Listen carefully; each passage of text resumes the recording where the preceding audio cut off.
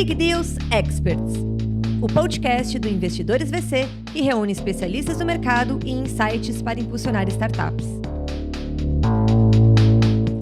Olá pessoal, sejam muito bem-vindos ao Big Deal Expert. Eu sou o David Ledson e eu estou sempre aqui com a minha amiga Cris Pinho para mais um papo incrível que a gente vai apresentar esse convidado daqui a pouco. Nós temos aqui um encontro quinzenal, onde a gente conversa, bate um papo muito legal com conselheiros, conselheiras, advisors, experts de mercado que entendem muito sobre negócios, gestão, inovação, governança e o papel dessas pessoas junto às empresas, às startups e de que forma elas construíram essa carreira e como elas irão ajudar você a entender melhor o seu papel dentro das organizações.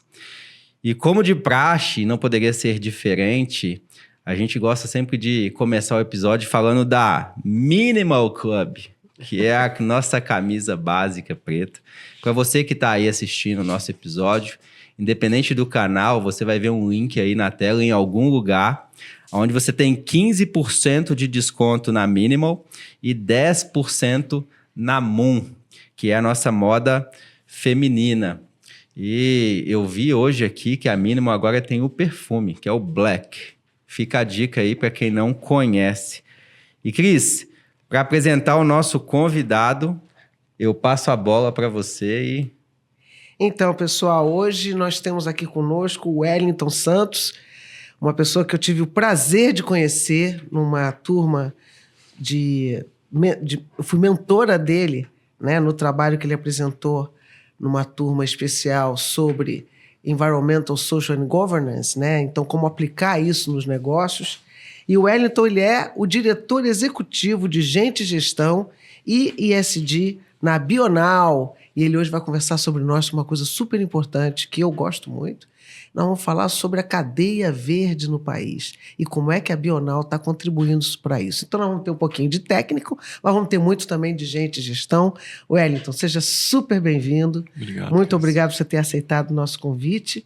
E vamos começar o nosso papo aqui com você se apresentando e falando um pouquinho de você para nós. Bom, muito obrigado pelo convite. David, um amigo de longa data também, e a gente acabou se conhecendo de uma forma inusitada, né? E essas pessoas que a gente acaba conhecendo durante a vida vão conectando a gente a outras pessoas, né? Então isso é muito importante. Eu conheço o David há muitos anos, né? Quando ele nem tinha cabelo branco ainda. São 13 anos, pelas 13 anos, pelas suas contas, bastante, né? E recentemente, né, eu tive o prazer de, em um momento do que eu sempre falo, né, que a gente tem que continuar aprendendo, estudando sempre, eu tive o prazer de te conhecer e tê-la como minha mentora, né, lá no IP, que foi um momento fantástico. Falando um pouco de mim, né, eu nasci no interior de Minas Gerais, né, tenho uma cara de paulista, né, aqui da Liberdade, mas eu sou mineiro, de Coronel Fabriciano. Meu pai veio do Japão para poder trabalhar na expansão de uma siderurgia lá na região do leste de Minas. E aí conheceu a minha mãe e eu acabei, né, tendo a felicidade de nascer nessa região do interior de Minas. É uma região de poucas oportunidades, né? Você escolhe ou trabalhar no comércio ou trabalhar na siderurgia. E uma das coisas que a minha mãe sempre falou para mim que ela poderia deixar é a paixão, né, por aprender, por estar sempre estudando. E eu acabei seguindo isso. Continuo isso até hoje, né? Com 43 anos de idade, tento transmitir isso para os meus filhos. Mas para poder fazer alguma coisa diferente, eu tive que sair, né? E foi aí que eu entrei na Ambev, né? Eu fui atuar na área de recursos humanos, né? Num momento em que a Ambev estava se posicionando, né, no Brasil, por volta de 2000, então foi um momento muito importante na minha vida, é onde eu conheci e comecei a ter abertura para novas coisas, né, que a gente no interior de Minas, até hoje, né, não tem muito acesso. Hoje tem muito mais, mas nessa época a gente não tinha tanto acesso assim. E aí fiquei na Ambev por cerca de 2, 3 anos e entrei na minha primeira passagem pela Vale, né. Na Vale eu fui fazer estruturação junto com um time de ex-colaboradores da Ambev, né? A Vale nessa época estava querendo mudar um pouco a cultura, trazer uma cultura mais de prestação de serviço, né, de excelência. E aí eu fiquei lá durante uns 4 anos, implantando programa de excelência, mudando alguns processos de gestão de pessoas. Então a Vale roubou umas pessoas da Ambev, foi isso? Mais ou menos isso, né? A Ambev, ela sempre foi reconhecida por formar pessoas, né? Por formar times de pessoas que realmente fazem a diferença, né? Então isso, desde essa época, né, o trio lá da Ambev já pensava nisso. Então roubar a gente da Ambev não era muito difícil, né? Porque essa era uma cultura da Ambev, formar a gente para fora, né? E aí, nesse momento, foram muitas pessoas, né? Tivemos aí grandes executivos na época da Ambev e foram para a Vale, né? E isso era no Espírito Santo. Então, foi bem interessante esse movimento todo. Fiz vários amigos nessa época, grandes amigos que eu trago para a vida inteira até hoje.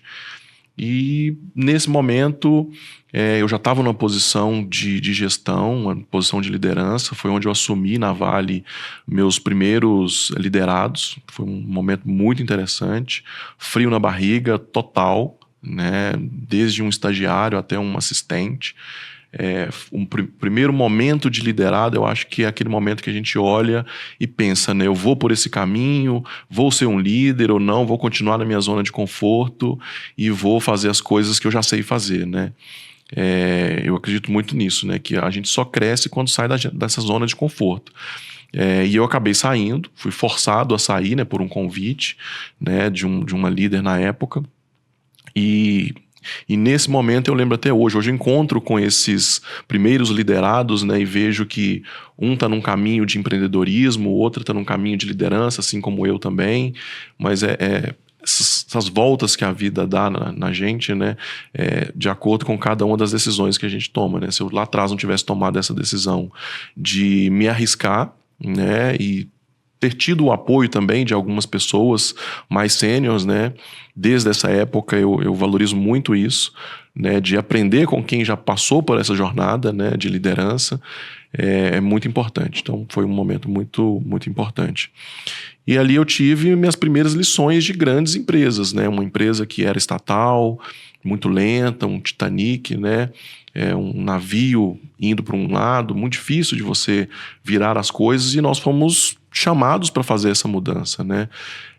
E de certa forma, muitas coisas que nós começamos lá atrás, a gente vê hoje, né? Como que essas coisas estão funcionando bem. A Vale cresceu muito, internacionalizou, e coisas que nós ajudamos a construir lá atrás, hoje está na Vale no mundo inteiro. Isso brilha os olhos, né? Então foi muito importante. Você falando que você passou pela Ambev e pela Vale, e nós vamos voltar nesse ponto. Você passou por duas culturas completamente diferentes. Muito diferentes. E que em 2 aspectos tiveram problemas gravíssimos. Tanto a Ambev quanto a Vale. Culturas diferentes. Hoje a gente vê o trio totalmente apertado com as americanas, sendo questionado pela sua cultura. Um deles, inclusive, falou que ele errou na Ambev durante algum tempo, pelo fato de ter criado uma cultura de disputa interna muito grande. E agora a gente está vendo aí os escândalos americanos. Mas a gente volta depois nesse assunto aí, porque é um assunto que também me interessa muito. Muito bom. Mas pode continuar então, vamos falar. Continua aí, por favor, porque depois eu vou voltar nesse assunto. Então, nessas duas empresas, né, igual você falou, que são muito diferentes, eu sempre aprendi coisas que eu queria levar para o meu DNA, né, como aprendizado. E também aprendi coisas que eu não gostaria de levar nunca para o meu DNA. Acho que depois a gente vai falar um pouquinho disso. E aí eu resolvi ampliar um pouco mais e ir para outros setores, né? Porque quando a gente está na Vale, eu via para o lado, né? Olhava para o lado e via pessoas que vinham da estatal e que ficaram ali durante anos até se aposentar. E eu não gostava muito desse plano de carreira que existia nessa época, né? E muitas pessoas ainda confundem isso até hoje, né? Mas a empresa não tem um plano de carreira igual tinha antigamente, para os meus avós, para os meus pais. E era justamente o que eu não gostava, né? Porque o meu plano de carreira, ele parava ali. Eu ia me aposentar, né, quando eu chegasse à idade de aposentadoria, e o que eu ia contribuir a mais, né? E aí eu resolvi entrar no ramo da aviação, né? Apareceu uma oportunidade na aviação. Após a falência da Varig, né, veio um fundo canadense e adquiriu ali a massa falida e precisava de reerguer aquela companhia aérea, né, tão desejada, né, e tão admirada por todo mundo. Só que foi uma passagem muito curta, o fundo realmente vendeu a participação que ele tinha, ele teve o exit ali, e eu entrei no Grupo Camargo Corrêa aqui em São Paulo, né. Então, no Grupo Camargo Corrêa, eu entrei para estruturar uma área de gente, né, fui assumindo outras áreas lá dentro, numa diretoria que era responsável pela produção de concreto no país. Ali eu comecei a entender um pouquinho mais de como que funcionava a gestão de pessoas de uma forma correta, numa grande organização com vários segmentos, né? Porque o Grupo Camargo Corrêa, ele não tem só a construtora Camargo Corrêa, ele tem vários outros segmentos, um deles era concreto, rodovias, Alpargatas fazia parte também do grupo na época. Então, assim, ele tinha uma diversificação muito grande e ele conseguia aplicar a gestão de pessoas em todos esses negócios, né? E fazer também um modelo de gestão replicável. Então eu comecei a entender um pouco, ali eu tinha que implementar o que vinha do corporativo, tanto no Brasil quanto na Argentina. O grupo adquiriu, né, uma cimenteira na Argentina nessa época, aí eu comecei a ter contato, né, com outro país, com outro idioma, uma cultura completamente diferente, né? A gente pensa que a gente tem uma rivalidade com os argentinos, mas isso é só no futebol, né? Pelo menos foi o que eu vivi, eu fiz grandes amigos lá, me receberam super bem e eu consegui entender que gestão de pessoas e processos com tecnologia se aplica também em outras culturas, né?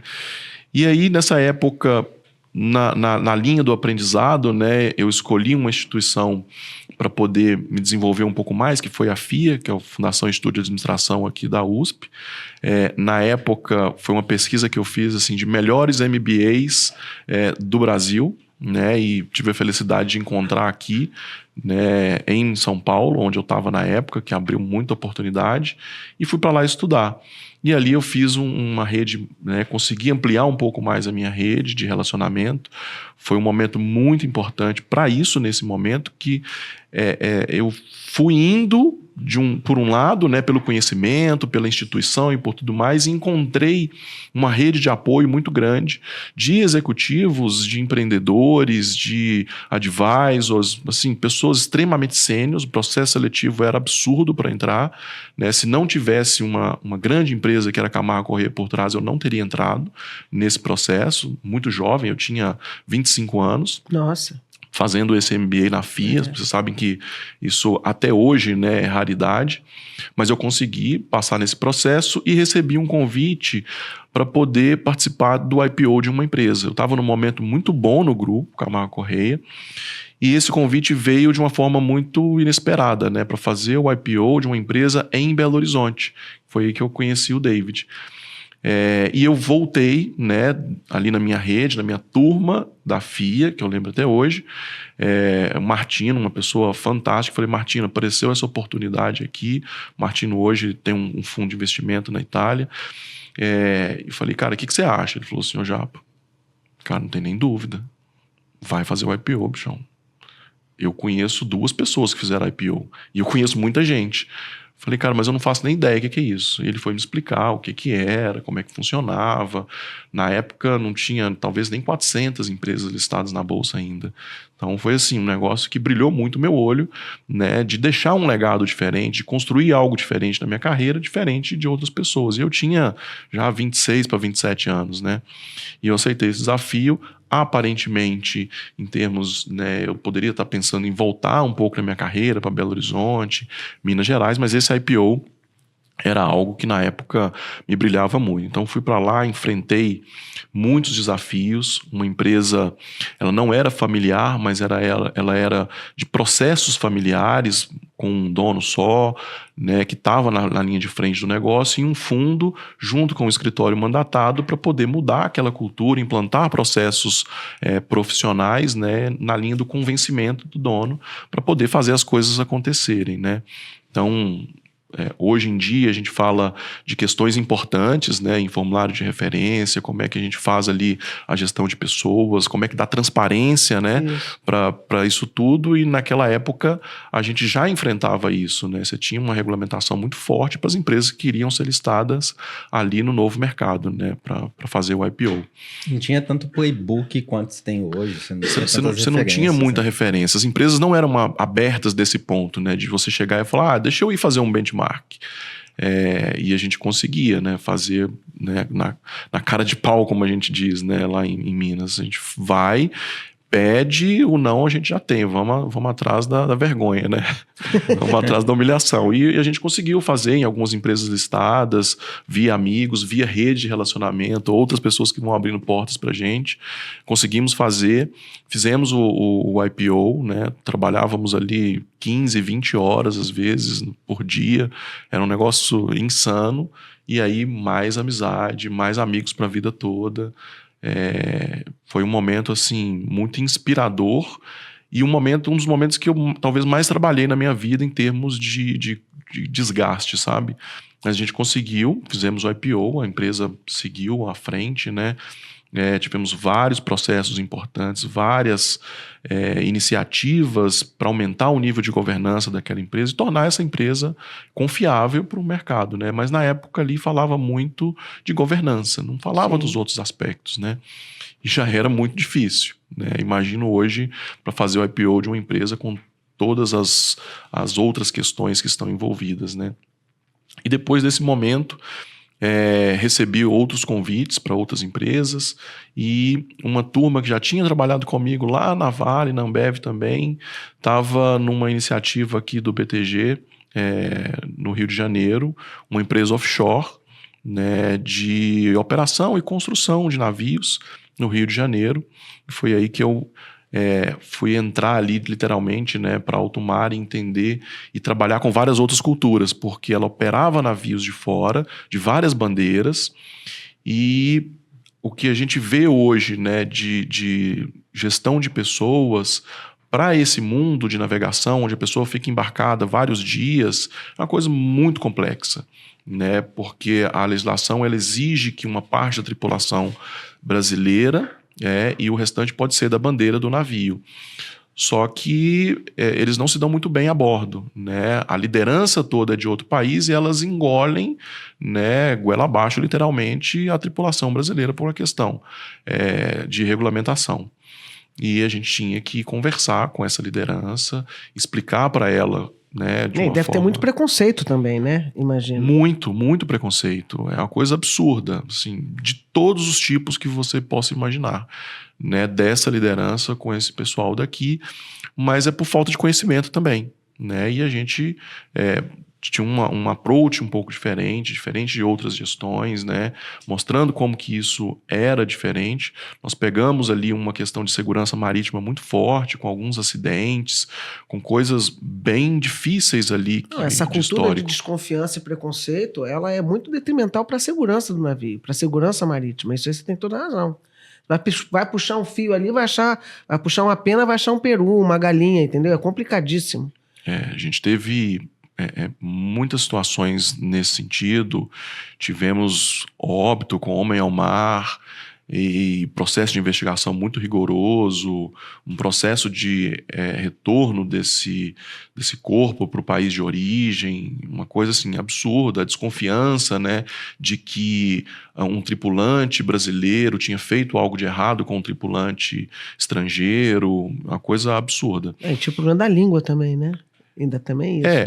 O problema da língua, ele atrapalhava, assim, talvez 90%. Porque num momento de discussão, num momento de estresse, você volta sempre para sua língua de origem, né? Claro. E duas pessoas falando a língua de origem, ninguém entende nada. Gestão de crise, um dos maiores desafios é a comunicação. Imagina você ainda ter essa barreira da língua para tratar uma situação de crise emergencial e a pessoa não consegue entender o que você está querendo dizer ou a intenção por trás da forma. Não, recentemente no board de uma empresa, né, que eu participo, tinha um inglês e um brasileiro, né? Esse inglês ele está no Brasil há uns 30 anos, né? Ele deve ter uns 50, há 30 anos no Brasil. O clima esquentou de tal forma que ele não conseguia falar português. Ele só falava inglês e o brasileiro só falava português.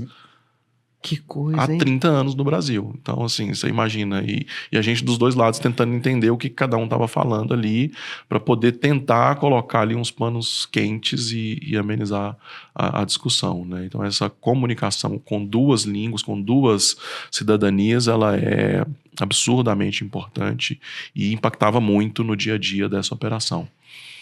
E aí foi o momento que nós decidimos, né, eu e minha esposa, ter filhos. Né? Ela, durante vários momentos da vida dela, ela abdicou da carreira dela para estar fazendo essas loucuras aí, né, de se aventurar comigo por essas empresas que eu passei.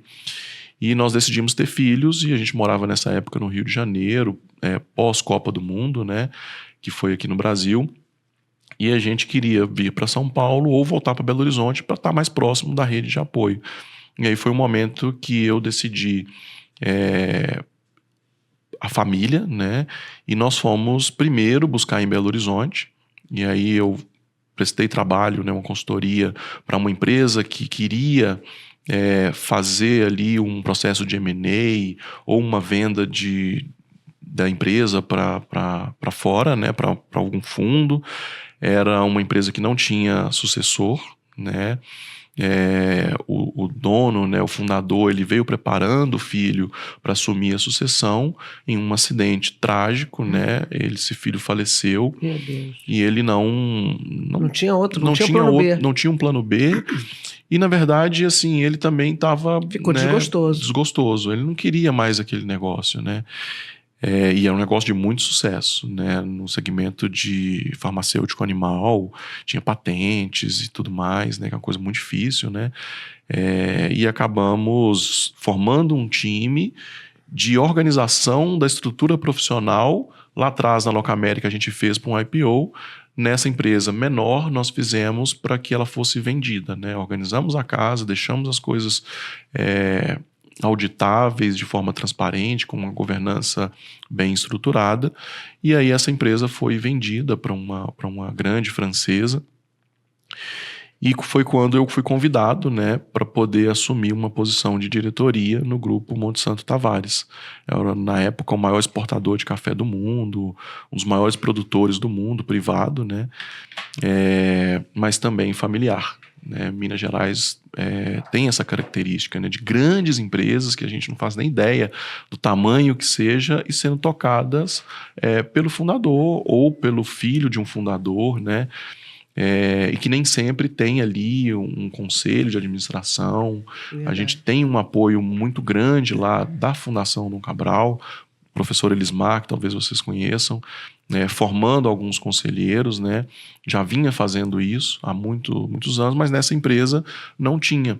Eram muitos negócios também, é daí que vem a frase, né, que empresa é tudo igual, né, entre aspas, o que muda é a forma com que essa empresa ganha dinheiro. Então, o Léo, que é o filho, né, de um dos fundadores do Grupo Monte Santo Tavares, traz com ele, e eu acabo carregando isso comigo também, em várias conversas que a gente tem. E o que a gente precisava fazer naquele momento, né, era trazer uma cultura única, né, respeitando a regionalidade. Né, porque tem empresa na Suíça, empresa nos Estados Unidos, empresas no sul de Minas, empresas na capital, até entre cidades ali, entre regiões de Minas, a gente tem as diferenças, né? Então foi um momento muito importante, onde a gente conseguiu deixar ali, durante uns 3, 4 anos, o qual eu passei, uma estrutura profissional, com conselho de administração, essa governança mais estruturada, o próprio planejamento estratégico, né? Contratamos uma das Big Four para poder estruturar um planejamento estratégico de longo prazo. Esse planejamento trouxe, né, frutos, foram investidores olhando para aquele negócio, né? E você tendo ali o que mostrar para esse investidor, e não só resultados, não só números, né? Mas você tem expectativa. O investidor ele não quer ver só o que você fez até agora, né? Ele quer ver aonde você está pretendendo chegar com essa empresa. Né? E quanto mais longe você tiver sonhado, quanto maior for o seu sonho, mais estruturado você tiver para atender para atingir esse sonho, mais segurança você dá para esses investidores, né? E aí entrou um fundo canadense, fez um investimento importante na empresa, e aí eu decidi empreender, né? Nesse momento aí, a gente está falando de 2017, eu estava com a minha esposa assistindo um programa de TV falando, né, dos millennials, geração X, Y, Z, e uma geração que estava entrando no mercado de trabalho achando que não precisava de ganhar dinheiro. E aí um apresentador perguntou, né, o que você faria se não precisasse ganhar dinheiro? E foi aí que eu pensei, eu devolveria tudo, né, ou uma parte, né, do que eu recebi até agora das pessoas que foram meus mentores, que me ajudaram em momentos difíceis de decisões na minha vida, eu devolveria isso de uma forma gratuita, né, que eu já recebi antes. E aí eu comecei a fazer ali a minha mentoria, ser advisor de algumas empresas, pequenas empresas, que não tinham condições, né, financeiras de pagar grandes advisors, né? E também foi uma forma que eu encontrei de começar, né, nesse ramo, né, de mentoria, de ajudar pessoas, novos liderados, né, novos líderes, aquele frio na barriga que eu senti lá atrás, muita gente sente, até eu sinto até hoje quando eu mudo de empresa. Eu sinto até hoje também. Né, eu vou assumir um líder que, quando eu olho para aquele liderado ali, eu falo assim, mas esse cara tinha total condição de ser o meu líder. E eu estou num momento aqui liderando ele agora. O que eu posso acrescentar na vida dele? Isso mesmo. Né? Então, assim, foi a forma que eu encontrei, né, de devolver, de servir. E eu venho de lá para cá fazendo isso, né, com pequenas empresas. Eu sempre tiro uma pequena parte, né, do meu tempo, né, como executivo, que acaba sendo bem corrido, né. A gente estava falando ontem de alguma rotina, né, como que é a nossa rotina. A gente sai para trabalhar de manhã e não tem hora para voltar, né. E quando a gente chega em casa, a gente está feliz, encontra a família, está tudo bem. Então isso é gratificante e é uma forma que eu encontrei de devolver, né. E venho fazendo isso. O ano de 2023, né, eu participei de um movimento chamado Legendários. É um movimento que começou assim, né, de homens que identificaram ali na sociedade, em outros homens, uma necessidade de transformação, de retorno às origens, né, daquilo que o Criador trouxe para a gente, né, aquilo que Deus, que é o legendário número 1, Jesus traz. Então, esse movimento ele é muito focado nisso, né, de resgate desses homens para a família, e ali eu encontrei uma forma diferente, né, mas no mesmo propósito, né, de servir. A gente está falando disso aqui agora, né, então, e tem um livro também que eu li recentemente, né, que é Uma Vida com Propósito, e a gente vai permeando, vai lendo esse livro e vai encontrando a forma ali, ou formas de propósito, né? E a minha forma que eu vejo hoje é de servir, né? Qual que é o meu propósito hoje? Servir novos liderados, novos empreendedores, pessoas que estão enfrentando essa jornada que eu enfrentei, né? De empreender, de ser um novo líder, de, em algum momento da vida, precisar de alguém e não saber a quem recorrer, né? E aí a gente entra apoiando, né, e servindo essas pessoas para que esse caminho seja um pouco mais suave. Em 2022 também eu recebi o convite da Vale para retornar, né, na Vale, depois de ter empreendido durante 5 anos com a minha consultoria. A empresa de consultoria vinha crescendo 3 dígitos aí todos os anos, assim, estruturando os processos, pessoas, tecnologias nessas empresas pequenas, médias, até grandes empresas, né? A gente teve aí uma mineradora que foi a sede da mineração, a ABC da construção, uma grande franqueadora, né? Uma Construtec, e recebeu o convite de voltar para a Vale, né? Numa startup completamente diferente, num momento completamente inusitado de carreira também, né, onde eu não estava pensando jamais em voltar a ser executivo de uma grande empresa. Foi um momento difícil, né? Sim, você tinha que abrir mão da consultoria. Abrir mão da consultoria era um dos pontos importantes, mas foi a primeira vez também que eu sentei com a minha esposa e trouxe ela para o game para me ajudar a tomar a decisão, né? Porque antes eu, de uma forma muito racional, né, pensava assim, quais os prós e os contras, o que está envolvendo aqui, né? E a gente decidiu, né, um momento de vida, ter um tipo de qualidade de vida diferente. Sim. E para poder mudar isso, eu precisava de trazer a minha esposa. Só que, como a gente já conversou, né, é um propósito também de uma empresa, na Vale, mudanças climáticas, ajudar o planeta, né? Não estou falando só de uma consultoria que está ajudando pequenas empresas ali. É um momento que eu tenho muita energia ainda, né? Estou com 43 anos, na época estava com 41, então tem 2 anos que a gente está estruturando essa empresa. E eu estou com muita energia ainda, eu acho que é um momento, né, que une experiência com energia. E aí eu sentei com a minha esposa, coloquei tudo na mesa, o propósito da empresa, algo muito grande, né? Tem uma grande empresa por trás, né, que é a Vale, patrocinando isso e colocando ali também em jogo várias questões, né? E aí a gente tomou juntos essa decisão, né, de Voltar a ser executivo, mas sem abandonar o DNA de servir.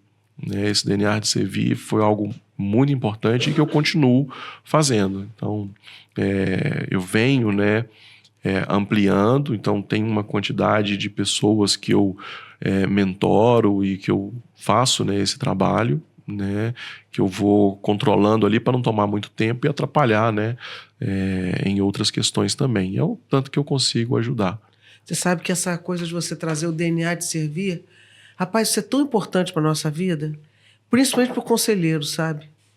Então, 2 coisas que você falou me lembraram também de fases que a gente passa na vida, das escolhas que a gente faz sobre a profissão, né? Quando eu escolhi aceitar ser subsecretária de óleo e gás da Secretaria do Estado do Rio de Janeiro, e você sabe que trabalhar para o serviço público é você trabalhar e servir, porque o salário que você ganha é assim, muito baixo. E você está ali disposto, porque você tem alguma coisa para fazer, seja retornar para o Estado ou para aquela cidade, de alguma forma, você doar a sua competência e a sua experiência para fazer alguma coisa acontecer ali. No meu caso, foi o Estado do Rio de Janeiro, que eu sou carioca, então, tá bom, como é que eu posso contribuir aqui? E o fato de você colocar na sua cabeça que você, naquele momento, está servindo a sociedade. Ora, se todo servidor público nesse país pensasse dessa forma, eu te garanto que em termos de burocracia a gente estava muito melhor. Só que muitas vezes o servidor está ali como um cabide de emprego. Mas eu conheci muitos servidores que estavam ali para servir e fazendo excelente trabalho, como agora a gente tem no próprio governo agora também. Se você for conhecer lá, muitos dos burocratas que trabalham nos ministérios, eles são pessoas que estão ali para servir, porque eles ganham uma merreca para estar ali. Essa é a verdade. Então o servir, ele é importante para você fazer o melhor trabalho possível. E depois, como conselheiro, é uma coisa que faz parte da sua vida, porque você está sempre trabalhando para aquela empresa, não para você. Então, o melhor conselheiro é aquele que vai estar trabalhando para perpetuar aquela empresa, para que aquela empresa possa continuar gerando lucro e fazendo a riqueza da sociedade. Você tendo isso dentro de você, cara, isso faz com que você estabeleça o seu propósito. Então, muitas vezes você faz um exercício para isso ou a vida vai te mostrando que esse era o caminho. Mas tem um exercício que eu fiz quando eu fiz meu MBA em Colômbia, que você fazia o seu roadmap, então você sentava lá com uma cervejinha lá e pensava assim, que escolhas eu fiz ao longo do meu caminho, desde quando eu tinha, 15 anos até hoje, e ali você foi percebendo que muitas das escolhas que você fez, elas eram muito intuitivas. Sim. Né? Você não pensava, a maior parte delas é intuitiva. Você não fazia assim não tinha um objetivo final, não, vou chegar ali. Mais tarde, quando você está mais velho, aí sim você começa então a montar um caminho mais estruturado das escolhas que você faz. E ali você tinha que escrever uma frase sobre, quase como se fosse seu propósito. E naquela época eu ainda era executiva e o meu propósito foi o seguinte, a minha frase foi: gerir com compaixão. Ali eu já estava mostrando o seguinte, eu acho que eu tenho muito essa coisa do servir. Entendeu? Então isso que você descobriu. E isso, cara, vai fazer parte da sua vida para sempre. E vai fazer com que você seja um excelente conselheiro. Para sempre. E isso que você falou é muito importante, né? Às vezes a gente pode ser confundido na posição de executivo como alguém paternalista, né? Um grande amigo falou uma coisa hoje de manhã sobre isso, né?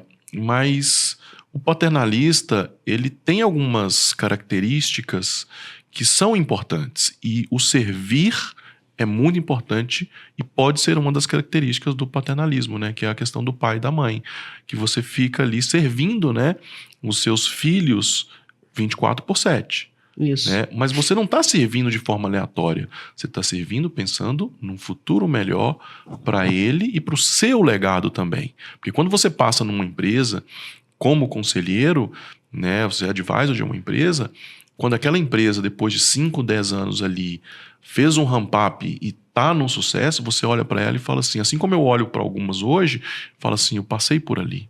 Olha que legal, como é que essa empresa está? Né? Então, isso também é o retorno que volta pra gente. É um negócio que é um ciclo, né? Então, você está servindo, mas lá na frente, porque é aquilo que você estava falando um pouco mais cedo aqui, né? Nós não estamos falando para sempre de estar sendo remunerado como talvez fomos em um determinado momento da carreira. Por quê? Porque a remuneração, a necessidade de capital talvez seja outra, né? Então, é o momento que você vai colocando as coisas na balança. E você pode ajudar outras pessoas, né, a ter esse discernimento mais rápido, né, que a gente foi tendo de forma intuitiva. Hoje, né, com a tecnologia, com as diversas formas, né, intuitivas de comunicação, a gente pode contribuir para essas outras pessoas a não ser tão intuitivo, para ser uma coisa mais racional, para traçar um objetivo de longo prazo. Nesse objetivo de longo prazo, você vai ter ali algumas rotas que podem não dar tão certo, ou você precisa fazer alguns desvios, mas você sai do tão intuitivo, né? Porque o intuitivo você conta com sorte também, né? Isso é sorte, né? Então pode dar certo como pode dar errado. Quando você conta com o apoio de pessoas mais experientes, sai do intuitivo e começa, né, a ser algo mais racional e que vai te direcionando. Você falou várias vezes sobre essa coisa do apoio, né? A gente teve aqui um bate-papo também com outro colega nosso que falou, se eu tivesse tido apoio, eu não tinha sofrido tanto na minha vida como empreendedor. Isso também foi muito marcante.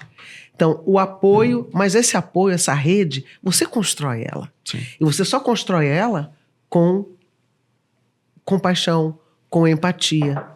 Porque se você for um líder ou uma pessoa de relacionamento difícil, você não consegue construir esse apoio. Esquece. Ninguém vai te dar o apoio quando você precisar. Aliás, vão até te chutar, se puder, vão até chutar o cachorro morto, né não?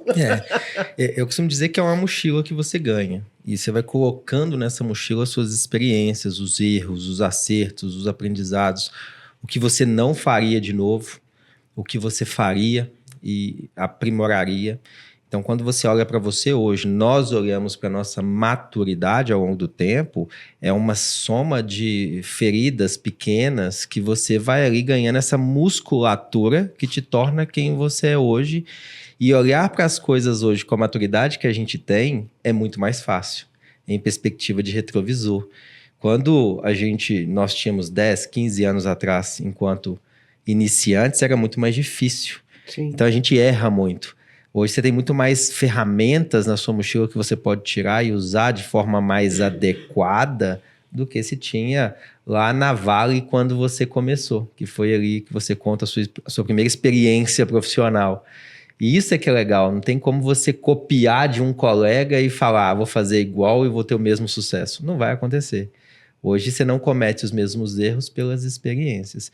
E eu queria entrar um pouquinho nisso, contar o quanto você percebeu de evolução nas primeiras empresas que você vivenciou, em maturidade, gestão, liderança, e nas empresas hoje, estando na Vale com um nível de maturidade, governança e consciência de impacto global que a Vale tem hoje, e buscando profissionais que também entendam disso hoje, que não se tinha há 15, 20 anos atrás, quando você começou, né?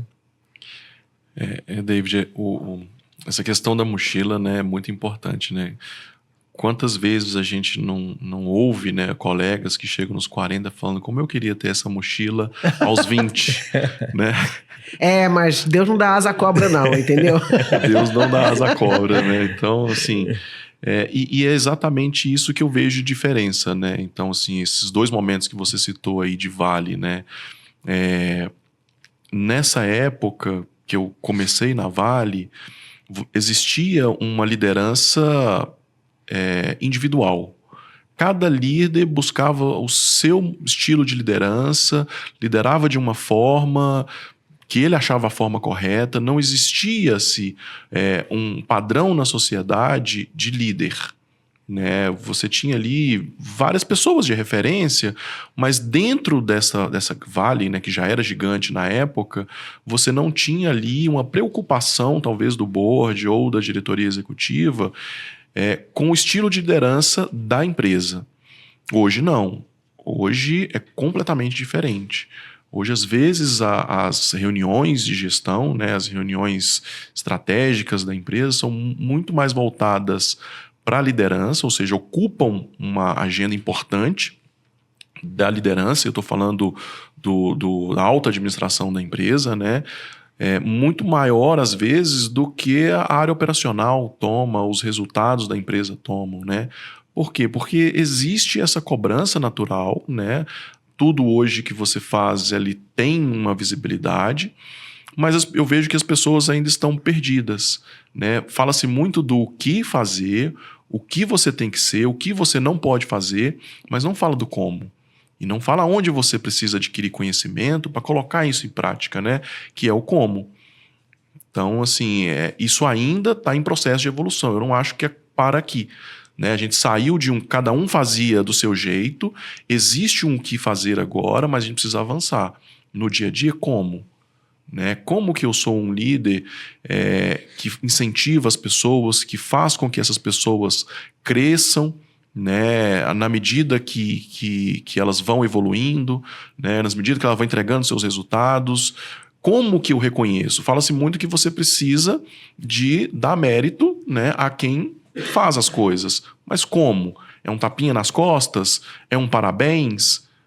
Né? Cada liderado tem um tipo de reconhecimento, né? Então o líder ele tem que ter aquela percepção, mas a organização, né, a empresa, ainda mais uma empresa tão grande, ela tem alguns rituais, mas esses rituais também não servem para todos, né? Existem pessoas ali que saem de grandes empresas falando assim, não, mas eu nunca fui reconhecido.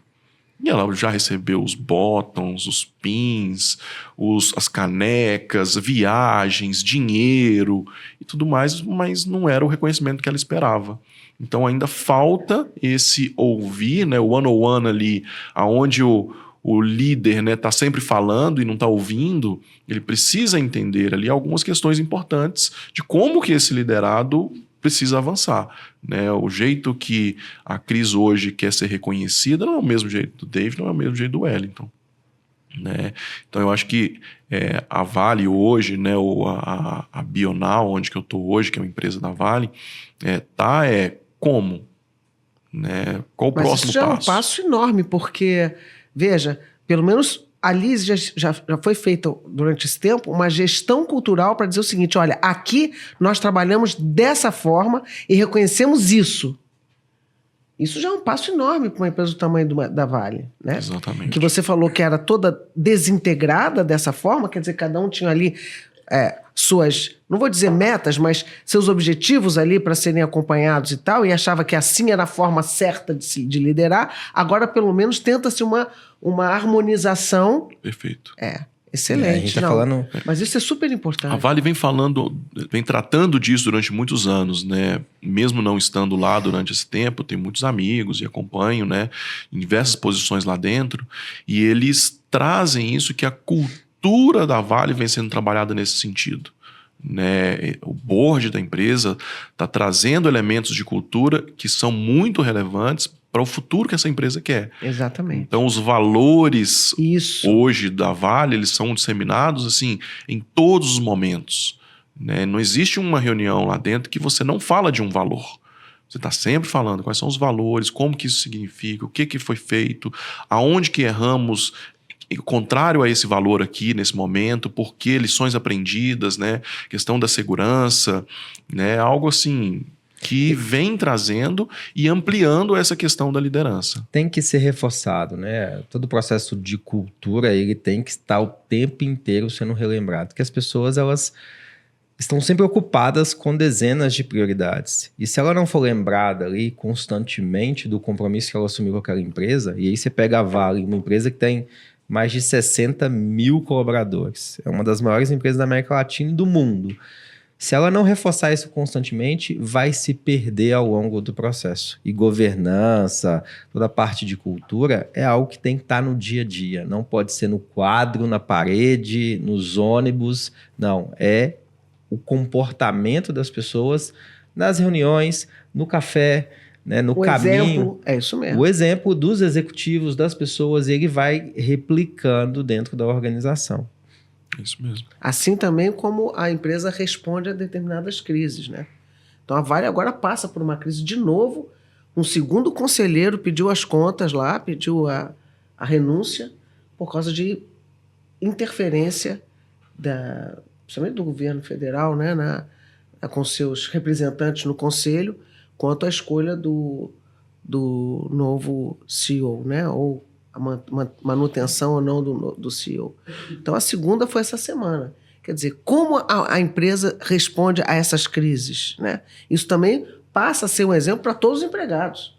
Então, assim, não, a empresa responde dessa maneira, assim, aqui a gente fortalece a governança, aqui a gente fortalece a harmonia entre os conselheiros, aqui a gente entende a posição do... Tudo isso vai mostrando o seguinte, ó, é esse caminho que nós estamos tomando. Diferente de outras empresas também, outras empresas também podem dar o exemplo contrário. E isso vai se reverter completamente na cultura da empresa. Então, assim, eu lamento muito que algumas empresas que eu admiro, como a Petrobras, por exemplo, elas passem por esses altos e baixos de interferência, o quanto que isso mexe com a cultura da empresa e o quanto que isso enfraquece as ligações entre os empregados e a ligação do empregado com o seu trabalho, sabe? Então, eu acho que tem algumas lideranças que não percebem o quanto que isso é perigoso até, e irresponsável, de alguma forma, para empresas principalmente como a Petrobras e outras que têm na sua mão operações tão importantes para a sociedade brasileira e tão... nem só importante, é perigosa, eu diria, né? Você precisa de tanta atenção. Esse aspecto técnico, quanto mais ele é fortalecido, mais ele enfraquece o aspecto político, mas não elimina. É verdade. Ele enfraquece. Então, assim como a governança também ajuda, mas também não elimina. Não elimina. Então, ter-se um aspecto técnico, lideranças conscientes, todo o amparato de governança bem estabelecido, minimiza, mas não vai, obviamente, num país como o Brasil, eliminar a intervenção governamental em empresas tão grandes como a Petrobras e a Vale. E esse é um desafio, né? Então, quando a gente fala, Wellington, eu queria te ouvir um pouquinho, principalmente do papel da liderança no fortalecimento da cultura e desses valores, para tornar as empresas cada vez mais sustentáveis, cada vez mais compliance, cada vez mais corretas ali com o propósito que elas se propõem a ter. Como é que você tem percebido durante esses anos todos o desenvolvimento desses líderes, dessas referências para caminhar para uma organização melhor? Eu vejo muito, David, assim, né? Eu peguei várias gerações aí, né, ao longo da minha carreira, né? Tinha lá no início uma geração que esperava tudo da empresa, né? Eu não faço nada, a empresa, o que a empresa me der eu vou receber e vou seguir. Depois passou ali um que eu era responsável por 80%, mas a empresa é responsável por 80%, mas eu precisava correr atrás de algumas coisas, né? Precisava me desenvolver, precisava estar num outro nível. E eu acredito muito que está migrando muito para o profissional, né, escolher onde ele quer estar. Ele não está aceitando muito mais aquela imposição de que, olha, você vai seguir essa carreira aqui, é isso que eu tenho para você e pronto, acabou. Se ele não está satisfeito com aquilo, com aquelas coisas ali, ele vai acabar buscando um outro lugar. E a liderança tem um papel fundamental, porque nem sempre a gente está numa empresa que tem os mesmos princípios e valores que a gente. E está tudo bem. Existem outras empresas que têm. Você precisa acertar aonde você quer estar. Pode ser que você vá para um lugar que você acha que tem aqueles princípios e valores que você tem, e quando você entra, você não encontra isso lá? Pode. Né? Se você consultar, fizer um trabalho, né, bem feito antes, você consegue minimizar, né, essa chance de erro. Mas o que eu vejo hoje é uma liderança muito mais preocupada em deixar um legado para os seus familiares e para novas gerações do que a gente via antigamente. Então ele tende a buscar, né, empresas que estão mais em linha com os seus princípios, com os seus propósitos, com os seus valores, para que ali ele consiga liderar e ser exemplo para outras pessoas. E muito mais também preocupado com como esse liderado está se desenvolvendo, o que está acontecendo na vida desse liderado, né, do que antigamente. Então, acho que isso é por onde está caminhando, né? São líderes voltados para estarem onde eles gostariam de estar, com pessoas que eles querem estar durante um longo tempo. Isso é muito bom, né? Eu acho que isso também é um movimento que faz com que muitas das empresas estejam procurando uma frase que mostre de maneira simples e objetiva o propósito da empresa, né? Que não é só ganhar dinheiro. É claro que é importante que essa empresa tenha lucro, mas vem cá, mas qual é o meu propósito? Eu tô aqui nessa... Eu existo por quê? O que eu faço por essa sociedade? A partir do momento que a empresa ela busca e ela escreve esse propósito, ela comunica esse propósito, todas as ações dos líderes fazem sentido. Inclusive essa de como é que eu vou tratar cada um dos empregados que trabalha comigo ali. E como é que eu vou entender como é que esse cara se alinha a esse propósito da empresa. Então, o empregado, ele olha para o propósito e diz, eu estou alinhado com isso aqui, e a empresa também. Então, isso traz, eu acho, que uma transparência da relação profissional empregado-empresa, empresa-empregado, que é muito benéfica, é muito, muito boa. Então, você tem que... É quase como a gente, quando trabalha para organizações sem fins lucrativos, que você se entrega pela causa, você está lá sem ganhar nada, você é voluntário. Então, como é que o empregado que está lá para trabalhar, mas ele tem uma remuneração justa ali, como é que ele trabalha pela causa da empresa, né? Então, isso que é importante. Nós fizemos um trabalho, né, recente, porque quando a Bional foi fundada, né, ela não tinha nem nome. A Vale falou que era uma empresa de carbono, né, de biocarbono. E criou um CNPJ com um nome aleatório, né? E aí nós fizemos um trabalho de branding. E nesse trabalho de brand a gente envolveu não só os executivos, mas o time inteiro. Claro. Né? Que tipo de empresa que a gente quer?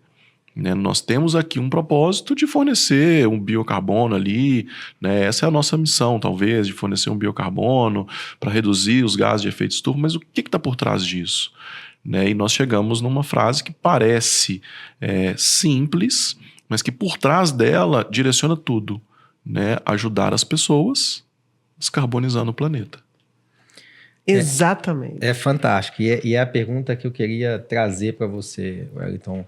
Depois de toda essa história, essa vivência, você pegou diversos momentos da economia, da indústria principalmente, e como que você enxerga os próximos anos?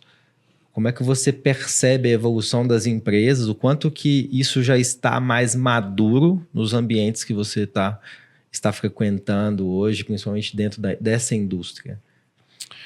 Então, durante um bom tempo, né, houve muita cobrança, né, da sociedade pelas questões de ESG, né, principalmente as questões sociais que ficam mais em voga, em outros momentos, questão das mudanças climáticas, e algumas empresas foram assumindo alguns compromissos, né, sem entender muito bem do que ela estava fazendo, assinando algumas coisas que ela talvez não entendesse muito bem. Depois foi, né, correr atrás para saber do que se tratava. Então eu acho que agora a poeira está assentando, né, e as pessoas, essas empresas, né, estão entendendo um pouco melhor do que se trata, né, essas questões de ESG de uma forma mais aprofundada.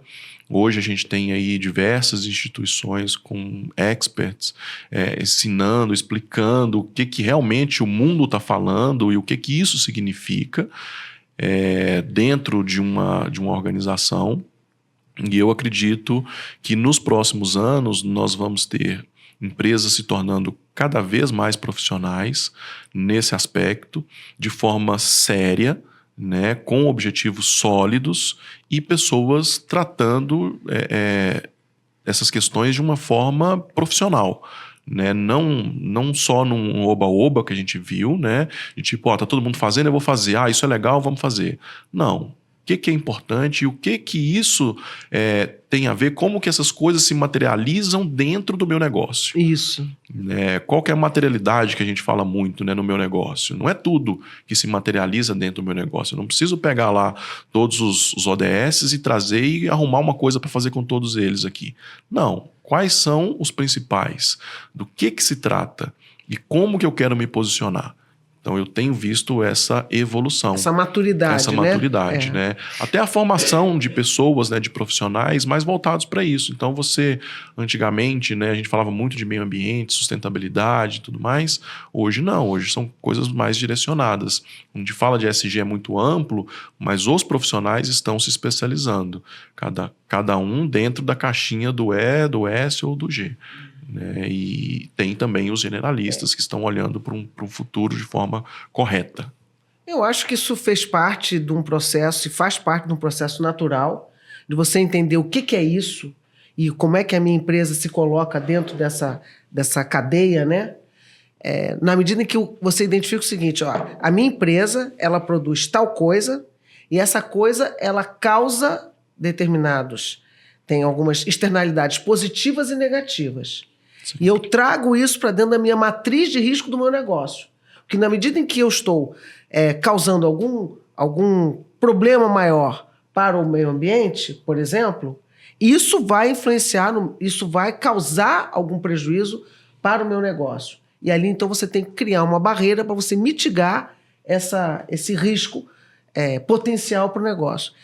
Quando as empresas começaram a fazer isso junto com o seu time, elas identificaram isso que você está falando. Quais são os ODS mais importantes em que eu tenho que atacar, porque isso ou vai me dar uma oportunidade nova de negócio e faz sentido, tem sinergia com o que eu já faço hoje, ou vai mitigar um potencial risco para o negócio. E assim as coisas vão andando. Então, hoje a Vale, ela vê o seguinte, olha, a Bional é uma oportunidade e é também mitigação de risco.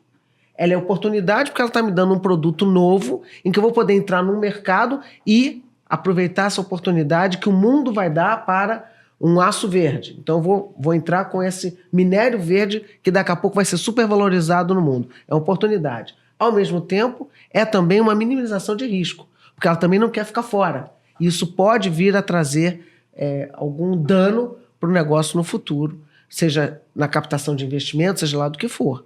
Porque hoje a gente já vê, né? Muitos investidores e a própria sociedade, ela te dá a licença para operar. E ela vai te cobrar feio se isso não acontecer.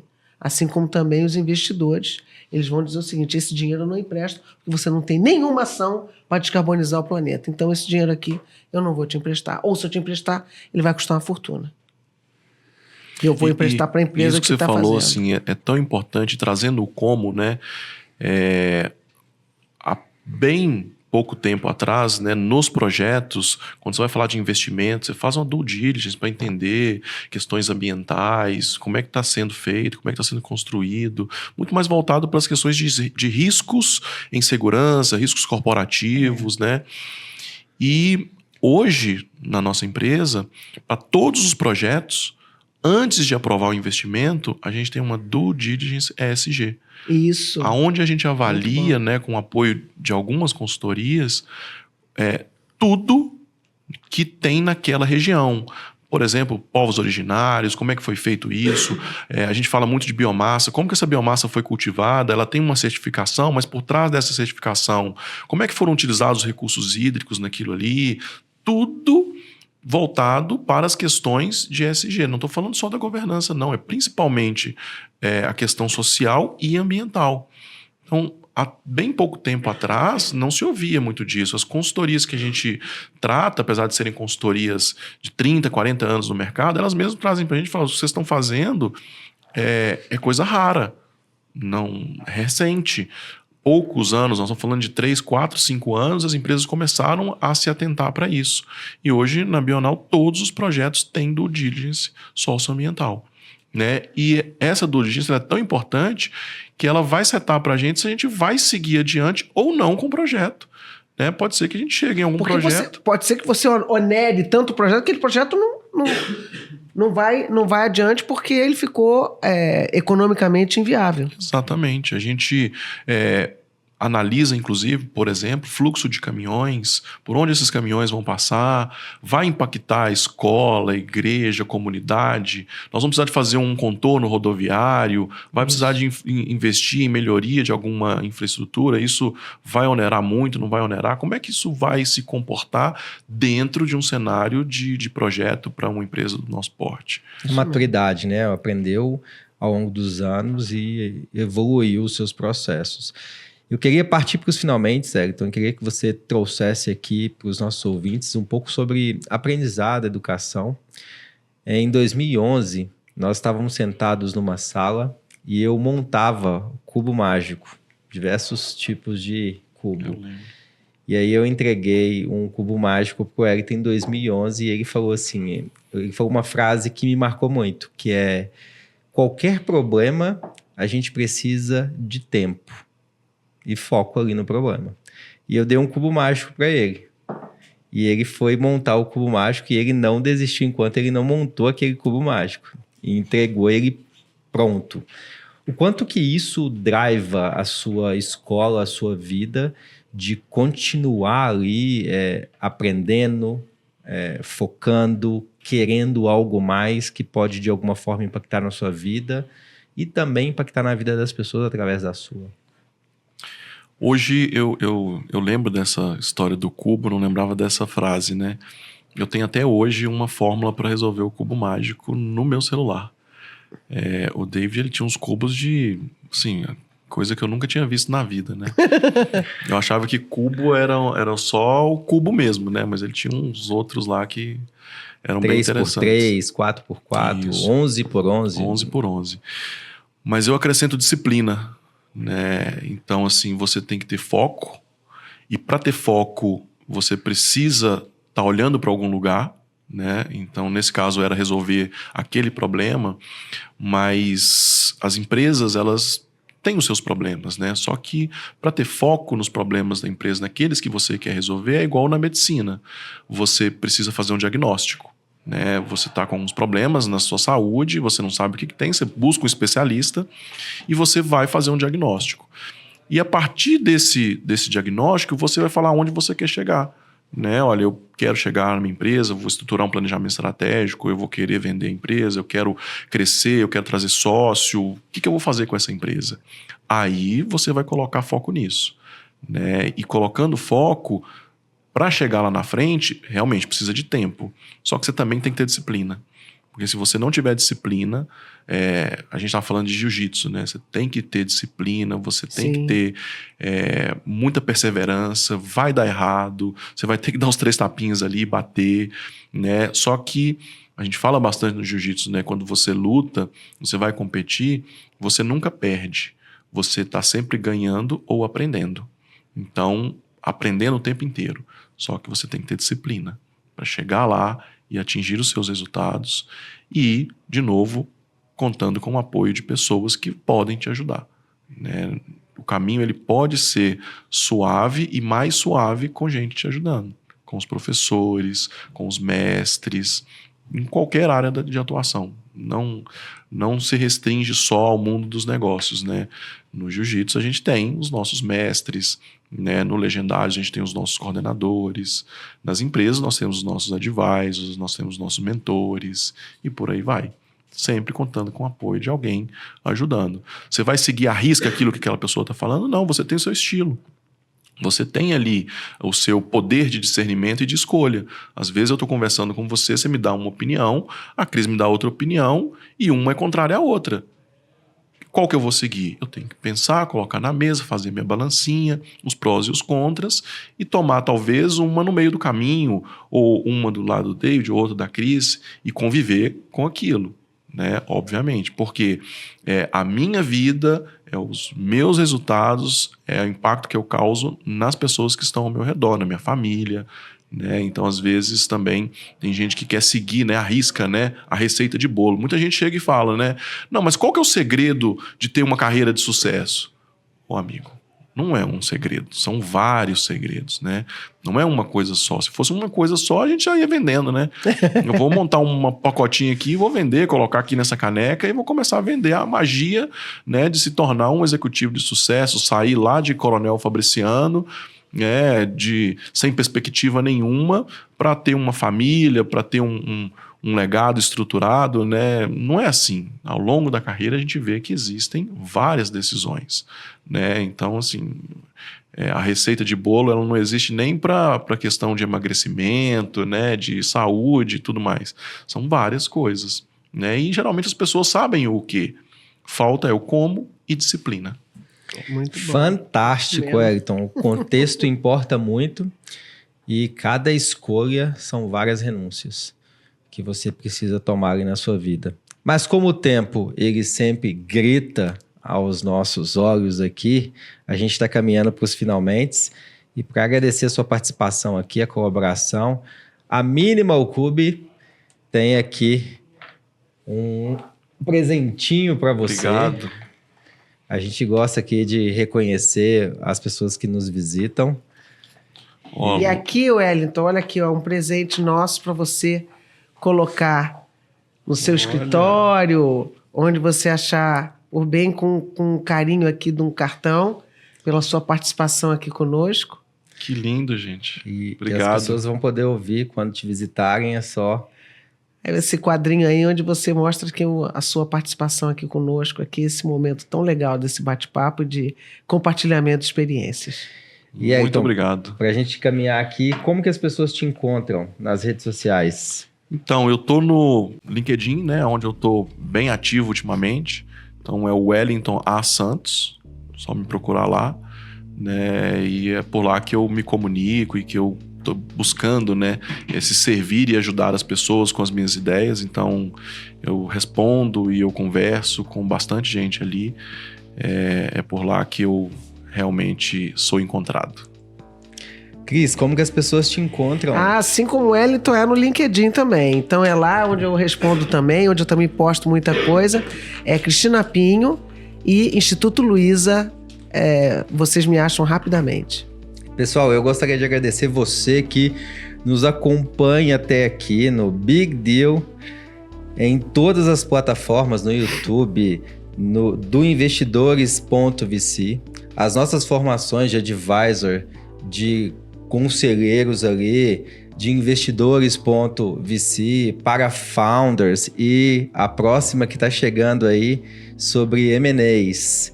E vocês conseguem também me acompanhar em todas as redes sociais como David Ledson, que é o meu nome.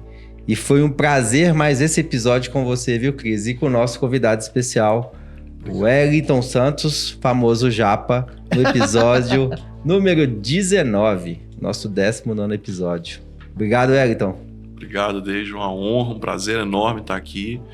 Em Minas a gente abre os presentes, né? Não sei como é que é aqui, né? Então eu já também. Já tenho várias camisas, né? Da Minimum. Então, muito obrigado. Camisa excelente. Excelente. Realmente não tem igual. Já comprei outras e depois que eu comprei essa, eu não compro mais nenhuma. Muito obrigado. Obrigado, pessoal. Até mais. Obrigada, pessoal. Até a próxima.